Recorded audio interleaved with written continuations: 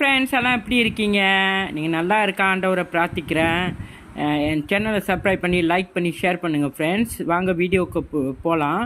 அதற்கு முன் என்ன தலைப்பு என்றால், ஒரு இராணுவ வீரரின் மனைவியின் இருதயம் பார்ப்போம்.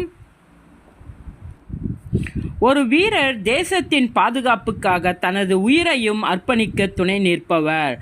ஆனால் அந்த வீரரின் பின்னால் நிற்கும் உண்மையான வீராங்கனையாக இருப்பவர் அவருடைய மனைவி. அவர் தினமும் கணவனின் உயிரை இறைவனிடம் ஒப்படைத்து ஒரு பெரும் பொறுப்புடன் வாழ்கிறார்.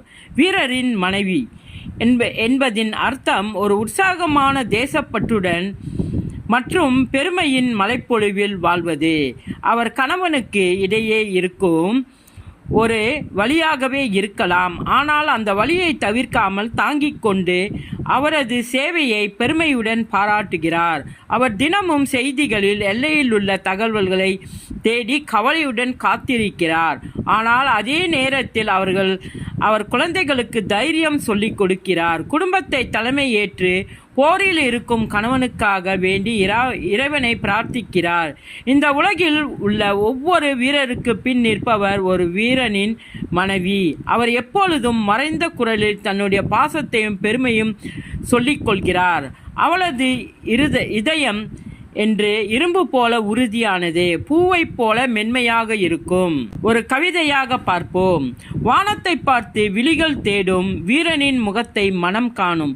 தூரத்தில் நின்றாலும் நெஞ்சம் அருகே தேசம் முதலில் கணவனை அளிக்கிறாள். சங்கு முழங்க யுத்தம் எழும்ப மௌனமாக அவள் விழிகள் நனைக்கும். ஆனாலும் அவள் தலையிலே நிமிர்ந்து குவிந்தாள். தன்னை மறந்து நாட்டை விரும்புவாள். கண்ணீரோடு புன்னகை பூக்கும் கனவில் மட்டும் அவனை பார்ப்பாள்.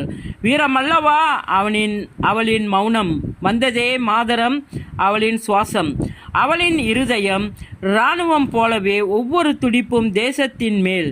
வீரன் என்றால் அவளும் வென்றாள். இவள் காதல் ஒரு நிலையான காவல். எப்படி இருக்குங்க ஃப்ரெண்ட்ஸ்? ரொம்ப நன்றி ஃப்ரெண்ட்ஸ்.